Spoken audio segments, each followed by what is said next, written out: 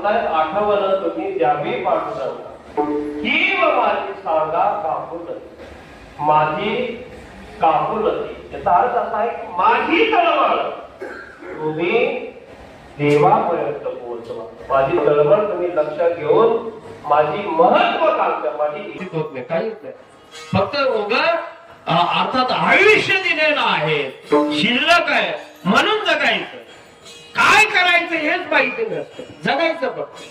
संसारही व्यवस्थित नाही, कॅमेऱ्याकडे पाहत असताना कीर्तने ऐका, त्याचबरोबर परमार्थही व्यवस्थित नाही, अर्थात संसार धड नाही आणि परमार्थ धड नाही, म्हणून अशा पद्धतीनं जगणाऱ्या माणसाला पुरुषार्थ प्राप्त करता येत नाही, आपलं जीवन हे परिपूर्ण करता येत। एक राजा सिंह जंगलाचा राजा होता, म्हणजे बघा आपण संसारही व्यवस्थित नसतो, परमार्थही आपला धड नसतो।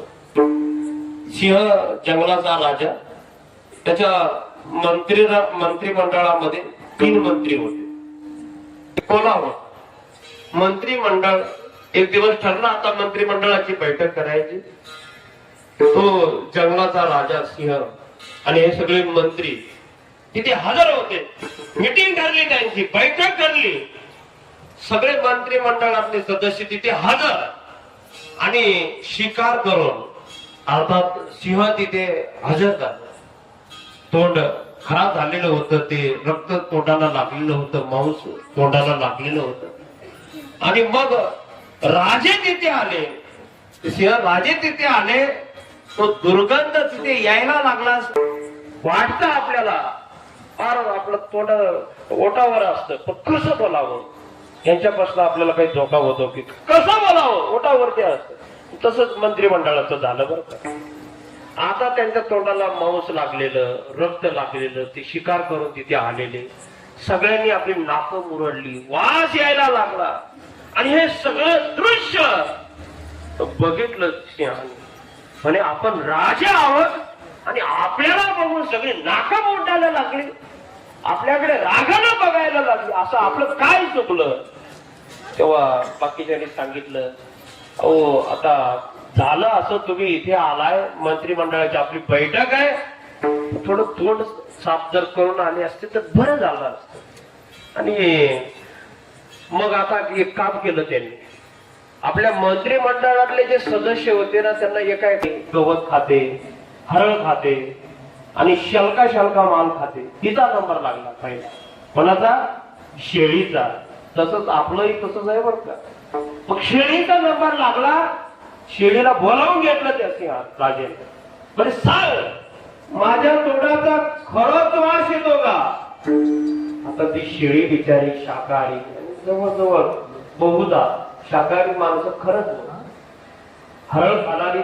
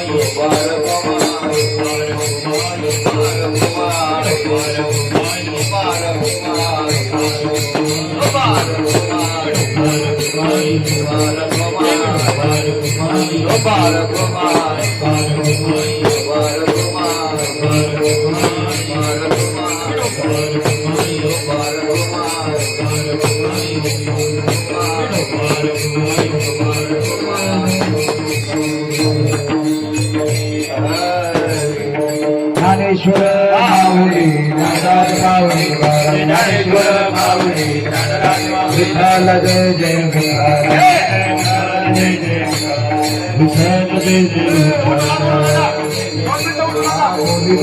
गुरुवेडी बापुरे महाराज हा नाही उच्चारी दादी कारवे आपुदाया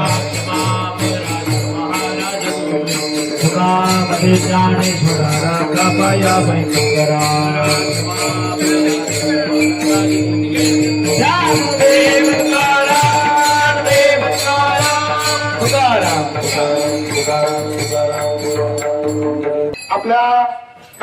त्यांनी एवढे मन धन लावून एवढे कार्यक्रम भारी केले त्यांचे 2 मिनिटं आभार मानायचे.